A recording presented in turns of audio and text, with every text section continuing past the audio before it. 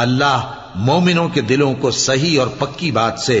دنیا کی زندگی میں بھی مضبوط رکھتا ہے اور آخرت میں بھی رکھے گا، اور اللہ بے انصافوں کو گمراہ کر دیتا ہے، اور اللہ جو چاہتا ہے کرتا ہے۔ کیا تم نے ان لوگوں کو نہیں دیکھا جنہوں نے اللہ کے احسان کو ناشکری سے بدل دیا اور اپنی قوم کو تباہی کے گھر میں لا اتارا، یعنی دوزخ میں، کہ سب ناشکرے اس میں داخل ہوں گے اور وہ برا ٹھکانہ ہے۔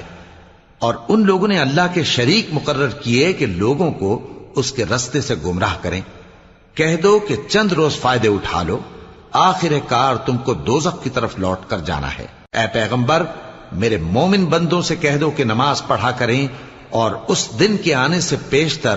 جس میں نہ اعمال کا سودا ہوگا اور نہ دوستی کام آئے گی، ہمارے دیے ہوئے مال میں سے پوشیدہ اور علانیہ خرچ کرتے رہیں۔ اللہ ہی تو ہے جس نے آسمانوں اور زمین